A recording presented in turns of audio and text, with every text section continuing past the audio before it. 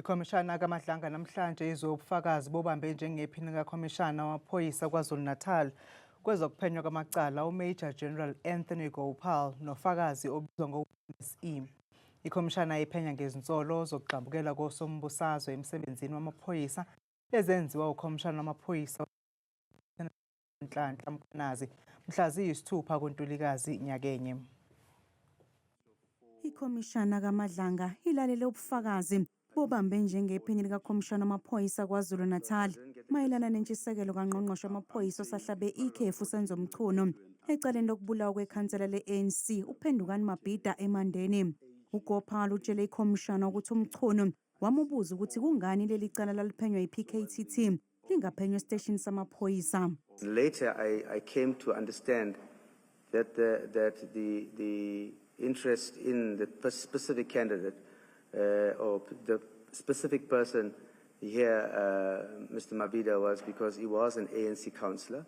The minister is from the ANC, and even in the subsequent, which I will get to, the minister attended the funeral and had an interest in that particular councillor because he was from the ANC. uGopal utshele ikhomishana ukuthi isenzo sikaNgqongqoshe sokukhombisa intshisekelo kuleli cala nokubuza yena ngecala samdida uthi ngokwakhe kwakuphambene nomthetho. From my protocol training, it is not appropriate. But I can't say from Minister Mchunu's protocol as a politician what training they receive and how to communicate and with whom and to what boundaries they cross and allowed to cross.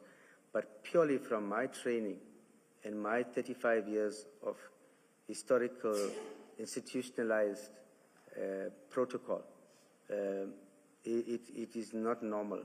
Ikhomishana iphinde yezwa mayelana nokubulawa kwayengunobhala jikelele wophiko lwentshe ye-ANC uSindiso Magaqa, ufakazi obizwa ngo-Witness E owethula kobufakazi esithe ulandisa ikhomishana ukuthi uMchunu wamcela ukuba dalula amagama amaphoyisa ayembandakanyeka ecijweni wetulo lokubulawa kukaMagaqa.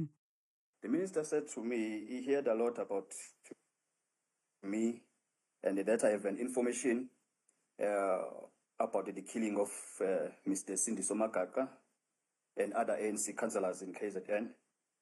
I then asked the minister, where did he get that information? But in his response, he said that will be the topic for another day. He did not reveal. Witness E uyaqhubeka nobufakazi bakhe.